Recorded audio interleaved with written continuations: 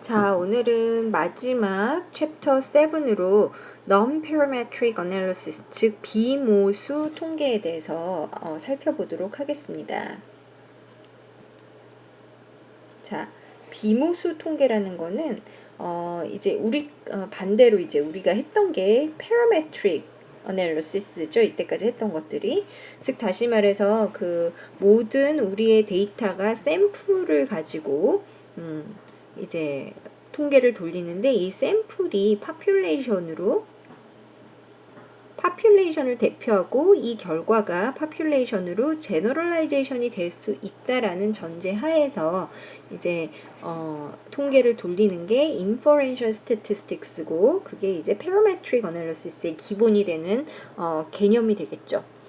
그런데 이런 그 parametric analysis를 하기 위해서는 그 certain distribution을 그 가정에 맞게끔 나의 샘플이 구성이 되어 있었다라는 전제 하에 우리가 이 population으로서 그 inferential statistics가 가능하다라고 이제 전제를 했었어요. 근데 누누이 이제 몇 번씩 강조를 했지만 우리의 데이터, 특히나 클리니컬 파퓰레이션을 다루고 있는 우리 분야 같은 경우에는 이 parametric analysis를 위한 기본적인 가정에 맞지 않는 데이터의 디스트리뷰션을 보일 경우가 많다는 거죠. 그렇거나 아니면 샘플 사이즈가 굉장히 적어요. 그러니까 적다 보면 그게 노멀 디스트리뷰션을 따른다라는 어떤 그런 가설에 맞지 않게 될 가능성이 커지기 때문에 샘플 사이즈가 작으면 페로메트릭을 못 쓴다 이렇게 얘기를 많이 들어봤겠죠.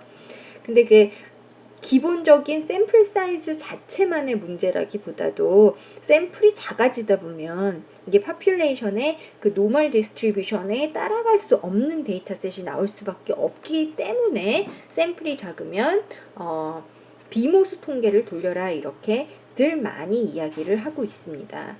그래서 오늘은 여러분들이 이제 뭐 샘플 사이즈가 보통 n이 10명이 채 안 돼요.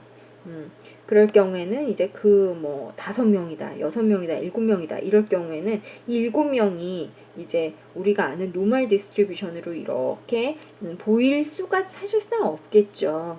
여기 가운데 평균에 위치한 사람이 제일 많고 그 다음에 끝으로 갈수록 작아지는 게 이제 노멀 벨 쉐입으로 된 어떤 노멀 디스트리뷰션인데 그거를 맞추기가 쉽지 않다는 거죠. 자, 그랬을 때 사용될 수 있는 이제 4가지 방법을 오늘 배우게 되겠어요. 그게 처음에 이제 맨 위트니, 윌콕스, 크루스커 럴리스, 그다음에 프리드만 이렇게 4가지예요. 근데 4가지가 그렇게 어렵진 않아요. two-way, three-way 우리가 아누바 했던 것처럼 그런 건 전혀 그거보다 훨씬 더 간단하죠. 간단한 t-테스트 정도로 여러분들이 생각하면 되겠어요.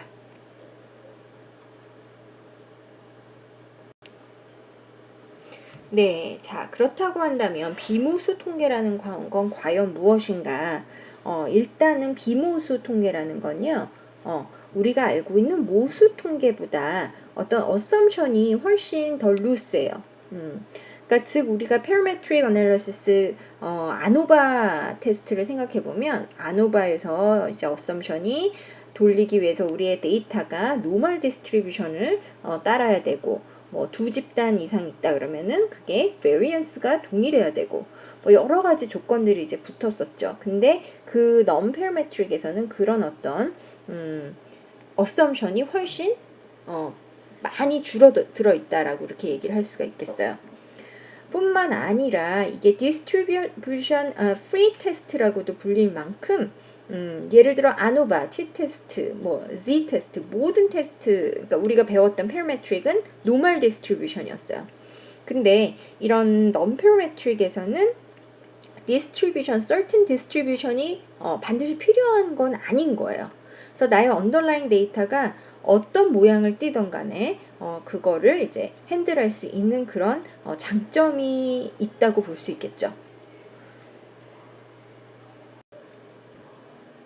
자, 그렇다고 한다면 우리가 왜 non-parametric statistics를 사용하게 되는지 이거는 이제 그 반대로 생각해 보면 우리가 반드시 parametric statistics를 사용할 수 없는 경우가 어떤 경우인지를 생각해 보면 되겠어요. 근데 아까도 얘기했지만 거의 대부분의 parametric 테스트는 normal distribution을 반드시 필요로 해요. assumption으로. 하지만 그 우리가 가지고 있는 이제 샘플 n이 작대거나 아까도 얘기했지만 그리고 데이터가 디스트리뷰션이 이제 못하는 학생들이 이렇게 많이 있는데 이런 skewed 된 데이터거나 데이터가 아웃라이어가 이제 한두 명이 아니라 꽤 아웃라이어가 이제 많이 있는 뭐 이런 데이터 셋이다.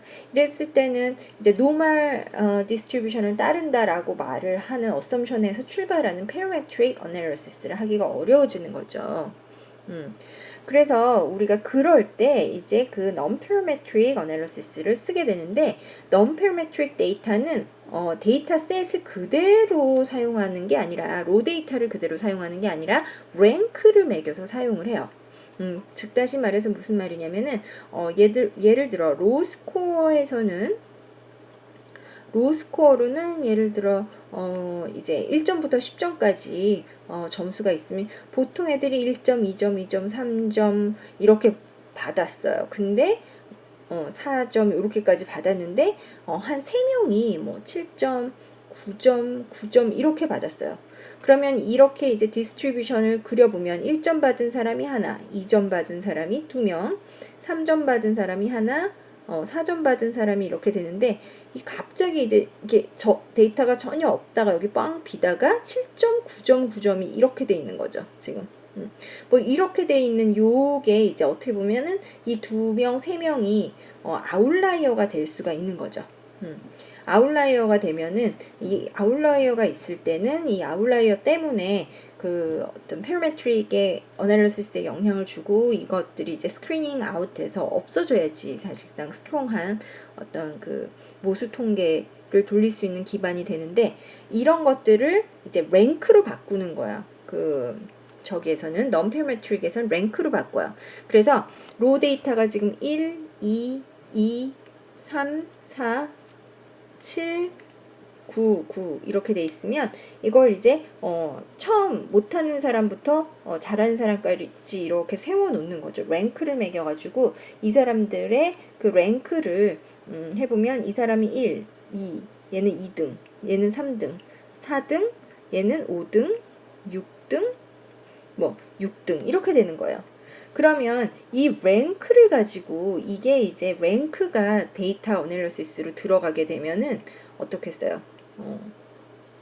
7, 9, 9, 뭐 9 이런 애들이 사실상 아웃라이어로 잡힐 수가 있는데 이게 랭크화 시켜버리면 그대로 시리얼하게 갈 수가 있겠죠. 1, 2, 3, 4, 5, 6등으로 그냥 마킹이 되기 때문에 아웃라이어를 지금처럼 이렇게 어드저스트 할 수 있는 그런 장점이 있겠어요.